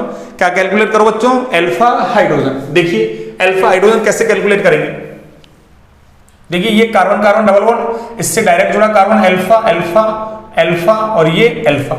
और मैंने क्या कहा, अरे अल्फा कार्बन के ऊपर जितने भी हाइड्रोजन होते हैं वो सारे अल्फा हाइड्रोजन कहलाते हैं ना। तो अल्फा हाइड्रोजन कैलकुलेट करें तो कितने हुए यहाँ, 3 6 9 और 3 12। अरे अल्फा हाइड्रोजन कितने हो गए बच्चों यहाँ 12। ये लीजिए यहाँ देखिए कार्बन कार्बन डबल बॉन्ड, इससे डायरेक्ट जुड़ा कार्बन अल्फा अल्फा और ये आपका अल्फा। तो देखिए यहाँ अल्फा हाइड्रोजन अगर मैं कैलकुलेट करूं तो कितने आएंगे आपके 9, 3 3 3 9। यहां देखिए आप कार्बन कार्बन डबल बॉन्ड, देखिए ये वाला carbon alpha alpha, carbon carbon double bond से डायरेक्ट जुड़ा कार्बन अल्फा कार्बन कहलाता है, बार बार कह रहा हूं मैं ना, एल्किन के अंदर। तो कितने अल्फा हाइड्रोजन है यहाँ देखिए आप 6। आगे देखिए यहां भी देखिए कार्बन कार्बन डबल बॉन्ड, उससे डायरेक्ट जुड़ा कार्बन अल्फा, ये भी कौन सा अल्फा। तो अल्फा हाइड्रोजन की संख्या यहाँ भी कितनी बच्चों 6। यहां देखिए आप कार्बन कार्बन डबल बॉन्ड से डायरेक्ट जुड़ा कार्बन अल्फा, ये भी कौन सा आपका अल्फा। तो अगर अल्फा हाइड्रोजन की संख्या देखें तो यहां भी कितनी है आपके 6। कार्बन कार्बन डबल बॉन्ड, इससे डायरेक्ट जुड़ा कार्बन अल्फा, अरे उससे अगला ये तो बीटा हो जाएगा, हमको तो अल्फा चाहिए ना। तो अल्फा कार्बन पर कितने हाइड्रोजन है 2। ये लीजिए यहां देखिए आप कार्बन कार्बन डबल बॉन्ड, इससे डायरेक्ट जुड़ा कार्बन अल्फा कार्बन, इस पे कितने हाइड्रोजन है, अरे इस पे 3 हाइड्रोजन है भैया ना। यहां देखिए यहाँ तो कार्बन कार्बन डबल बॉन्ड, आगे कोई कार्बन नहीं, अरे आगे कोई कार्बन नहीं है, इसकी कहानी तो खत्म ही है ना। इसका मतलब इसके पास तो अल्फा कार्बन ही नहीं है। अरे जब अल्फा कार्बन ही नहीं है तो अल्फा हाइड्रोजन कहां से आएगा? ठीक है, तो इस तरीके से मैंने अल्फा हाइड्रोजन क्या कर लिए, कैलकुलेट। पहले असंयुग्मी संयुग्मी में से क्या कर दिया अपन ने, संयुग्मी तो है ही नहीं कोई सा भी, असंयुग्मी है। असंयुग्मी में देख लो आप, number of alpha hydrogen calculate कर लो ना। नंबर ऑफ अल्फा हाइड्रोजन ज्यादा यानी अल्फा हाइड्रोजन की संख्या ज्यादा तो स्थायित्व भी कैसा हो जाएगा, ज्यादा। तो देखिए सबसे ज्यादा स्थायित्व किसका होगा, सबसे ज्यादा इसका, फिर इसका, फिर किसका होगा, इसका, इसका, इसका, फिर इसका, फिर इसका, और सबसे कम किसका हो जाएगा, इसका। इसका मतलब हमको क्या करना है कि सबसे कम वाला चाहिए। क्यों, क्रम कौन सा है, बढ़ता। बढ़ते क्रम का मतलब क्या हुआ, सबसे कम वाला। तो सबसे कम तो कौन है, 8, ये लीजिए। सबसे कम तो कौन है बच्चों, 8। फिर इससे ज्यादा कौन है, 2 वाला, ये लीजिए। तो ये कौन सा हो जाएगा, 6। फिर 3 वाला, ये कौन सा हो जाएगा आपके 7th, ये लीजिए। अब कौन बचा, ये गया, ये गया और ये गया, 3 गए ना। अब बचे 1 2 3, ठीक है ना, तीनों में सेम ही है। अब सेम ही है, अरे तो ये देखो ये वाली alkene, carbon carbon double bond, इससे 2 हाइड्रोजन, इधर 2 एल्किल ग्रुप। इसका मतलब ये एल्कीन कौन सा है, अरे ये एल्कीन असम्मित एल्कीन है बच्चों। कौन सा एल्कीन है, असम्मित। और ये वाले दोनों देखो, अरे कार्बन कार्बन डबल बॉन्ड, एक CH3 एक H, एक CH3 एक H, ये दोनों समान, ये दोनों समान, सम्मित। यहां भी देखिए कार्बन कार्बन डबल बॉन्ड, इधर H इधर CH3, इधर H इधर CH3। अरे CH3H लिखने में कैसा लिखो, पर दोनों ग्रुप तो समान है। इसका मतलब ये वाले दोनों एल्कीन कैसे हैं, अरे ये वाले दोनों एल्कीन कैसे हैं आपके, अरे ये सम्मित एल्कीन है। तो हमने क्या पढ़ा कि असम्मित का स्थायित्व ज्यादा किससे, अरे सम्मित से। असम्मित का स्थायित्व ज्यादा किससे, सम्मित से। इसका मतलब इसका स्थायित्व ज्यादा किससे, इन दोनों से। जिसका मतलब इन दोनों में देखते हैं, तो देखो इन दोनों में देखो आप, अरे इन दोनों में कैसे देखना बच्चों, अरे इन दोनों में देखो आप ना, तो carbon carbon double bond, carbon carbon double bond. अरे इसको आप ऐसे काट के देख लो ना, अरे इस कार्बन कार्बन डबल बॉन्ड को आपको पैरेलल काटना है ना, ऐसे पैरेलल, समानांतर। अरे समांतर काटना है ना, समांतर, ऐसे नहीं, वर्टिकल नहीं, हॉरिजॉन्टल। ठीक है ना, देखो इसको काटो आप, काट दिया। देखिए अरे ये CH3 ये CH3, दोनों CH3 एक तरफ, दोनों CH3 एक तरफ, दोनों H एक तरफ। अरे दोनों H नीचे, दोनों CH3 ऊपर। अभी क्या कहा मैंने, same group same side cis. Same group same side सिस हो जाएगा आपका ना, सेम ग्रुप सेम साइड सिस। यहां देखिए आप, CH3 ऊपर, अरे इधर वाला CH3 ऊपर, ये वाला CH3 नीचे, इधर एक H ऊपर एक H नीचे। Same group opposite side, same group कहां रहे, अपोजिट साइड। कौन सा हो जाएगा, ट्रांस। अरे सेम ग्रुप अपोजिट साइड कैसा हो जाएगा बच्चों, ट्रांस। इसका मतलब क्या हुआ, अरे देखिए ये तो कौन सा है आपका सिस, और ये कौन सा है आपका ट्रांस।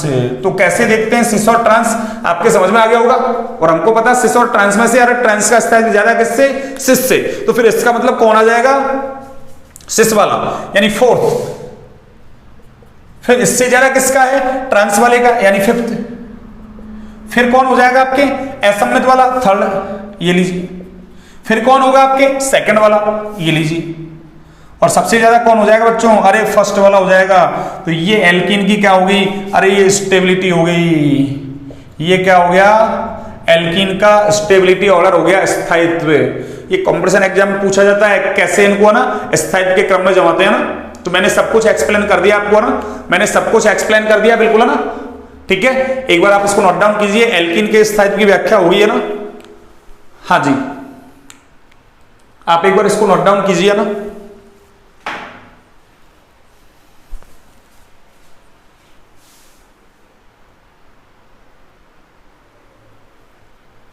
हाँ जी बच्चों, देखिए इसके बाद कार्बोधनायन के स्थायित्व की व्याख्या करते हैं ना। किसकी व्याख्या बच्चों, कार्बोधनायन के स्थायित्व की व्याख्या ना। देखिए हाँ जी, कार्बोधनायन के स्थायित्व की व्याख्या और उसके बाद कार्बन मुक्त मूलक के स्थायित्व की व्याख्या। वैसे अपन ने कार्बोधनायन का स्थायित्व प्रेरणिक प्रभाव के आधार पर समझा दिया था ना, पर एक बार अपन ना अति संयुग्मन के आधार पर भी समझा देते हैं ना। देखिए तो अगला क्या है अपना,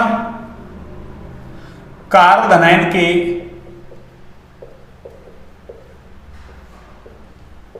स्थायित्व की व्याख्या। किसकी बच्चों, कार्बोधनायन के स्थायित्व की व्याख्या। हाँ जी, देखिए कार्बोधनायन के स्थायित्व की व्याख्या कैसे करेंगे, वही CH3 ये CH3 और ये आपका CH3 और इस कार्बन पर पॉजिटिव चार्ज। एक बार आप ऐसा ले लीजिए CH3, ये CH और ये CH3 कार्बन पर कैसा चार्ज पॉजिटिव, और एक बार आप इसको ऐसा ले लीजिए CH3 और ये CH2 कार्बन पर कैसा चार्ज है आपके पॉजिटिव चार्ज। देखिए ये वाला कार्बन धनायन कैसा है आपके 3 डिग्री, ये 2 डिग्री, ये 1 डिग्री। अब 3 डिग्री 2 डिग्री 1 डिग्री क्या होते हैं ये सब कुछ पढ़ के आ रहे हैं बच्चों को ना। देखिए अभी मैंने क्या कहा कि पॉजिटिव चार्ज इस कार्बन पे उससे डायरेक्ट जुड़ा कार्बन अल्फा अल्फा अल्फा। इधर देखिए पॉजिटिव चार्ज से डायरेक्ट जुड़ा carbon alpha alpha, positive charge इस कार्बन पे उससे डायरेक्ट जुड़ा कार्बन अल्फा कार्बन। तो देखिए अल्फा हाइड्रोजन की यदि मैं संख्या देखूं तो देखिए अल्फा हाइड्रोजन की संख्या 3 डिग्री में कितने हैं आपके 9, 2 डिग्री में कितने हैं आपके 3 और 3 6, और इसमें कितने हैं आपके 3। तो देखिए अल्फा हाइड्रोजन की संख्या ज्यादा तो अति संयुग्मन संरचनाओं की संख्या भी क्या होगी ज्यादा। अति संयुग्मन संरचनाओं की संख्या निकालनी है आप तो इनमें एक एक जोड़ दीजिए ना, तो स्टेबिलिटी का ऑर्डर क्या आ जाएगा। देखिए स्टेबिलिटी का ऑर्डर क्या आ जाएगा आपके, हाँ जी 3 डिग्री का स्थायित्व तो सबसे ज्यादा, क्यों उसमें अल्फा हाइड्रोजन सबसे ज्यादा, फिर 2 डिग्री और सबसे कम कौन हो जाएगा बच्चों 1 डिग्री। आपको याद रखना है ना, प्रेरणिक प्रभाव के आधार पर भी यही आया था 3 डिग्री 2 डिग्री 1 डिग्री। कार्बोनाइन के स्थायित्व का क्रम उल्टा हो गया था ना, प्रेरणिक प्रभाव के आधार पर 1 डिग्री 2 डिग्री 3 डिग्री। वहां कहा था मैंने आपको ना कि कार्बोनाइन के स्थायित्व का क्रम उल्टा याद रख लो ना, जैसा कार्बोनाइन का है वैसा जिसका नहीं है, कार्बोनाइन का नहीं है ना, उल्टा है ना 1 2 3। अब देखिए अगला तीसरा अनुप्रयोग मैं समझाता हूं आपको ना, कार्बन मुक्त मूलक के स्थायित्व की व्याख्या। कार्बन मुक्त मूलक के स्थायित्व की व्याख्या ना, स्थायित्व की व्याख्या देखिए कैसे करेंगे। सेम कार्बोनाइन के जैसा ना, सेम किसके जैसा कार्बोनाइन के जैसा। देख लीजिए आप वही CH3 और ये CH3 बस। अरे यहां पॉजिटिव चार्ज लिखा हुआ है, यहां आप और इलेक्ट्रॉन लगा दो फ्री इलेक्ट्रॉन बस, और कोई फर्क नहीं है बस। ये लीजिए सब कुछ सेम है, और ये लीजिए वही ये वाला मुक्त मूलक कैसा है आपका 3 डिग्री, ये कौन सा कार्बन मुक्त मूलक है 2 डिग्री, और ये कौन सा है 1 डिग्री। बस आपका काम क्या है, अल्फा हाइड्रोजन कैलकुलेट कीजिए आप। देखिए फ्री इलेक्ट्रॉन जिस कार्बन पे उससे डायरेक्ट जुड़ा कार्बन अल्फा अल्फा अल्फा, यहाँ ये अल्फा अल्फा। फ्री इलेक्ट्रॉन जिस कार्बन पे उससे डायरेक्ट जुड़ा कार्बन अल्फा कार्बन। देखिए 3 3 3 कितने 9 अल्फा H, यहाँ कितने 6, यहाँ कितने हैं आपके 3। तो देखिए स्टेबिलिटी का ऑर्डर क्या होगा, कार्बन मुक्त मूलक के स्थायित्व का क्रम भी क्या होगा बच्चों। अरे कार्बन मुक्त मूलक के स्थायित्व का क्रम भी क्या है 3 डिग्री 2 डिग्री और 1 डिग्री। 3 डिग्री सबसे ज्यादा 1 डिग्री सबसे कम। तो आपको याद क्या रखना है कि जो कार्बन मुक्त मूलक के स्थायित्व का क्रम होता है वही जो कार्बोनाइन के स्थायित्व का क्रम होता है वही कार्बन मुक्त मूलक के स्थायित्व का क्रम होता है। बट कार्बोनाइन के स्थायित्व का क्रम उल्टा हो जाएगा ना, 1 डिग्री सबसे ज्यादा 3 डिग्री सबसे कम। तो आप एक को याद रखें, कार्बोनाइन कार्बन मुक्त मूलक उसके समान, कार्बोनाइन उल्टा, है ना। ऐसे याद रखें किसी भी चीज को लॉन्ग टाइम तक है ना, अरे लंबे समय तक याद रखना है तो उसको ना कोई न कोई ऐसे तिकड़म बढ़ा के याद करो ना, ठीक है ना, जोड़ तोड़ करके, ताकि आपको लंबे समय तक याद रहे ना। तो ये मैंने कार्बन मुक्त मूलक के स्थायित्व की व्याख्या कर दिया ना। एक मैं नोट डाल रहा हूं ना कि अति संयुग्मन अनुनाद के जैसा कार्य करता है ना, यानी hyper conjugation works just like resonance. और अगर तीनों इफेक्ट एक साथ लग रहे हैं ना, अरे अनुनाद भी लग रहा है, अति संयुग्मन भी लग रहा है, प्रेरणिक भी लग रहा है ना, तो फिर अनुनाद डोमिनेंट है किस पर, अति संयुग्मन पर, अति संयुग्मन डोमिनेंट है किस पर, प्रेरणिक प्रभाव पर। और प्रेरणिक प्रभाव जब भी लगाएंगे तो एक डीएनपी रूल याद रखेंगे आप, है ना, डिस्टेंस, नंबर और पावर। उसी बात को मैं अभी लिख रहा हूं ना, ठीक है। एक बार आप इसको नोट डाउन कीजिए ना, एक बार आप इसको नोट डाउन कीजिए बच्चों ना। कर लिया आपने नोट डाउन? देखिए बस 5-7 मिनट का टॉपिक हो रही है ना, खींच के इलेक्ट्रोमेरी प्रभाव और लेना अपन को एक ना, जिससे आप आज है ना जीओसी की क्लास को वाइंड अप कर देते अपन, है ना। ठीक है बच्चों, कल सिलेबस स्टार्ट करेंगे ना 100%, है ना। देखिए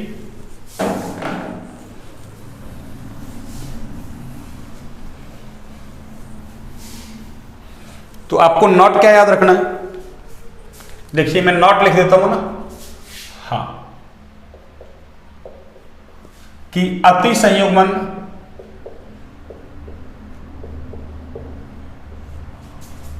कॉमा अनुनाद के जैसे कार्य करता है।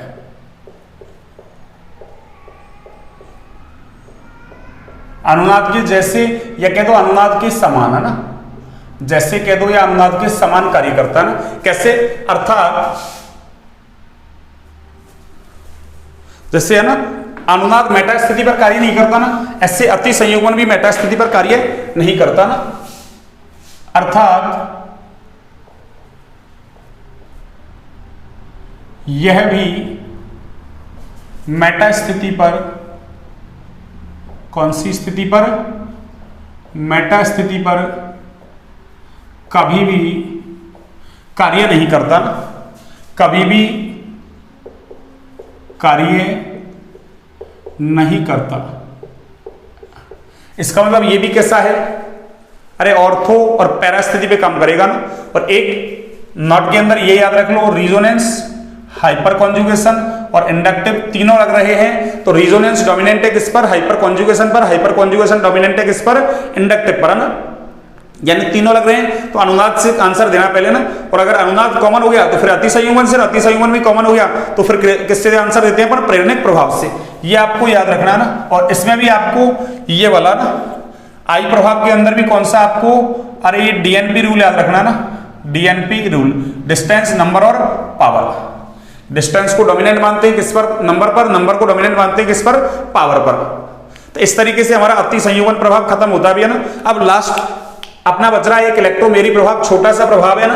देखिए चौथा प्रभाव है आपका इलेक्ट्रोमेरी प्रभाव। स्कोर देख लेते हैं अपना ना, इलेक्ट्रोमेरी प्रभाव। सबसे पहले तो देखो हमने इसको अस्थायी प्रभाव में लिखा था ना, यानी ये कैसा है? अस्थायी प्रभाव है। कैसा प्रभाव है बच्चों? अस्थायी। इसका मतलब अभिकर्मक की उपस्थिति में होता है ना। अभिकर्मक दो प्रकार का होता है, इलेक्ट्रॉन स्नेही और नाभिक स्नेही। ये सारी बातें करके आ रहे हैं अपन ना। तो क्या कहेंगे? अभिकर्मक की उपस्थिति में, किसकी उपस्थिति में? अभिकर्मक की उपस्थिति में, अभिकर्मक की उपस्थिति में, उपस्थिति में बहुबंध की, कौन से बंध के? बहुबंध। बहुबंध का मतलब डबल बॉन्ड या ट्रिपल बॉन्ड के पाई इलेक्ट्रॉनों का अधिक विद्युत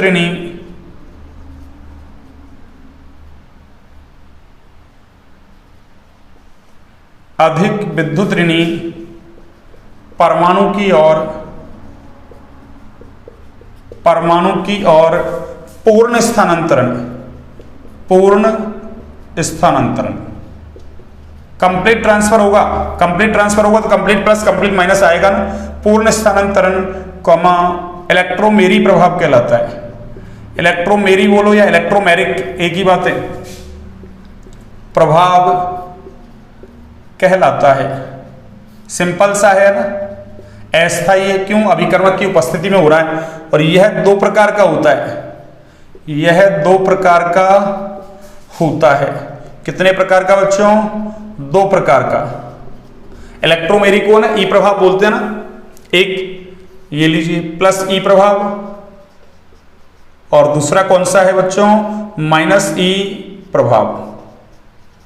ये इलेक्ट्रोमेरी प्रभाव छोटा सा ना। बस सबसे पहले तो आपको काम क्या करना है कि बहुबंध के पाई इलेक्ट्रॉन उस परमाणु की तरफ स्थानांतरित होंगे ना जो ज्यादा विद्युत ऋणी है ना। किसकी प्रेजेंस में? अभिकर्मक की प्रेजेंस में। इलेक्ट्रॉन स्नेही या नाभिक स्नेही लेना पड़ेगा ना। एक बार आप इसको नोट डाउन कीजिए ना, फिर मैं आगे की है ना बात बताता हूं आपको। बस छोटा सा ये तो ना हो गया। हाँ जी, ये लीजिए, आपने नोट डाउन कर लिया।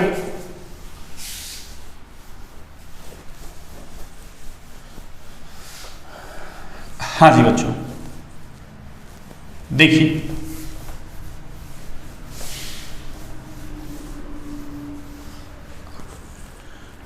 देखिए प्लस ई प्रभाव क्या है, सुनिए।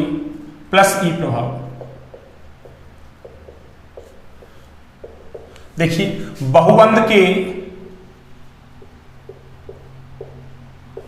बहुबंध के पाई इलेक्ट्रॉन उस परमाणु की ओर स्थानांतरित होते हैं। स्थानांतरित होते हैं,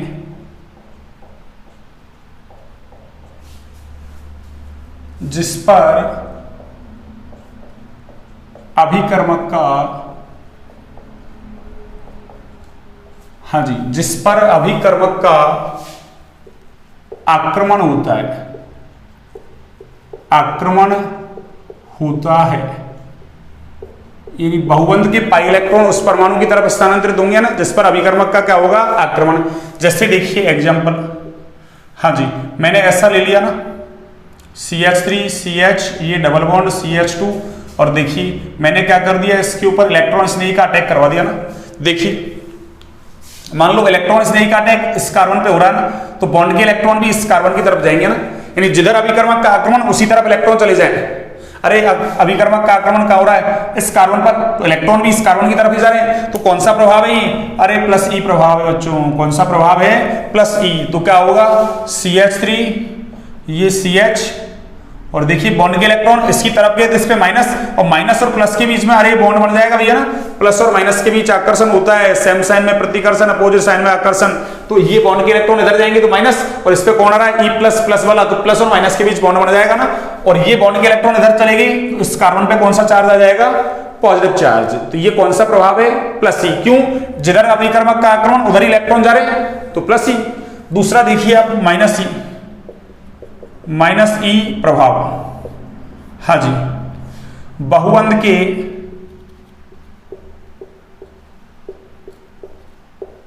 पाई इलेक्ट्रॉन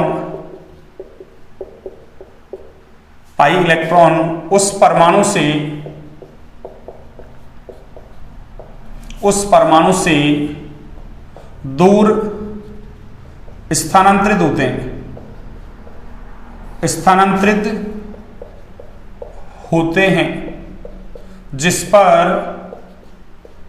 जिस पर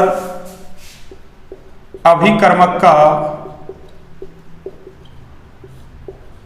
आक्रमण होता है, जिस पर अभिकर्मक का आक्रमण होता है, यानी जिधर अभिकर्मक का आक्रमण उससे दूर इलेक्ट्रॉन जाएं तो कौन सा हो जाएगा आपकी, अरे माइनस ई इफेक्ट हो जाएगा। जैसे देखिए आप, अरे ये कार्बोनिल यौगिक ले लिया ना, इसकी अभिक्रियाएं खूब आएंगी अपने, है ना, और इस पे किसका अटैक करवा रहा हूं मैं, नाभिक स्नेही का अटैक करवा रहा हूं भैया ना। अरे किसका अटैक करवा रहा हूं, नाभिक स्नेही का। देखिए क्या होगा, अरे ये इधर अटैक कर रहा है इस कार्बन पर, और बॉन्ड के इलेक्ट्रॉन इधर जा रहे हैं ना, ये जिस पे अटैक कर रहा है उससे दूर जा रहे हैं, तो कौन सा प्रभाव हो गया ये, अरे माइनस ई प्रभाव। तो क्या बनेगा ये देखना, अरे बॉन्ड के इलेक्ट्रॉन इधर चलेगी तो इस पे माइनस, और कार्बन पे क्या आएगा, प्लस, प्लस वाले से माइनस वाला बॉन्ड बना लेगा ना, ये लो ऐसे हो जाएगा। तो जिधर अभिकर्मक का आक्रमण उससे दूर इलेक्ट्रॉन तो माइनस ई, जिधर अभिकर्मक का आक्रमण उसी की तरफ इलेक्ट्रॉन तो कौन सा हो जाएगा, प्लस ई। इस तरीके से बच्चों हमारी जीओसी क्या होती है, फिनिश। ठीक है, कल हम पढ़ेंगे halo alkane, hello Erin. GOC को आप कंप्लीट देखे है ना, ऑर्गेनिक को समझने के लिए ना, अरे ब्रह्मास्त्र जीओसी है ना, जीओसी जिसको कंप्लीट समझ में आ गई उसको ना, अरे ऑर्गेनिक केमिस्ट्री में 28 नंबर लाने से कोई नहीं रोक सकता ना। तो अगर आपको अच्छी लगे क्लासें, आप लाइक सब्सक्राइब शेयर करें ना, शेयर ज्यादा से ज्यादा करें, ज्यादा से ज्यादा लोगों तक पहुंचे ना, ज्यादा से ज्यादा लोगों को फायदा होगा ना। अगर अच्छे लाइक सब्सक्राइब शेयर रेस्पॉन्स अच्छा आता है ना, वैसे अपना रेस्पॉन्स अच्छा आ रहा है ना आप लोगों की वजह से ना, अरे आप लोगों की वजह से अच्छा रेस्पॉन्स आ रहा है ना, लाइक सब्सक्राइब शेयर वगैरह खूब अच्छे से बढ़ रहे हैं ना। पर हाँ, शेयर थोड़ा कम हो रहा है ना लाइक और सब्सक्राइब के बजाय ना, लाइक सब्सक्राइब तो अच्छा चल रहा है ना, बस शेयर कम चल रहा है। शेयर ज्यादा से ज्यादा करें ना, अपने दोस्तों तक, अपने मित्रों तक, अपने रिश्तेदार कोई भी हैं पढ़ने वाले हैं ना, उनके पास करें। अरे बगैर पढ़ने वालों के पास नहीं है ना, पढ़ने वालों के पास, ताकि उससे ना मेरा भी कॉन्फिडेंस लेवल बढ़ेगा ना, कि भाई मैं जो है ना आपको पढ़ा रहा हूँ, है ना, अच्छा पढ़ा रहा हूँ, कंटेंट अच्छा दे रहा हूँ आपको ना, तो मैं भी और ज्यादा से ज्यादा मेहनत करूंगा ना। आपको सब कुछ बताई दिया मैंने, रणनीति क्या है ना, दिसंबर तक आपको सब कुछ है ना, ईच एंड एवरीथिंग सब कुछ करवा दिया जाएगा ना। आपके बिल्कुल बहुत अच्छे मार्क्स आएंगे, है ना, 100 नंबर आएंगे बिल्कुल, है ना, अच्छे पढ़ने वाले बच्चों के लिए ना। जितना पढ़ लेगा, मैंने पढ़ा दिया, सब कुछ पढ़ लेगा, सब कुछ कर लेगा ना। कैसा पेपर होना, पेपर सेटर कैसा आ जाए ना, आपको बिल्कुल है ना 100% है ना, बिल्कुल उम्मीद है ना ऐसी। ठीक है, और विश्वास तो रखना ही है आपको ना, देखो विश्वास के बगैर तो काम चलता नहीं है इस दुनिया में ना, विश्वास तो आपको रखना ही है ना। ठीक है बच्चों, ओके, गुड नाइट, शुभ रात्रि सभी को। अब मैं क्लास को ऑफ करता हूं।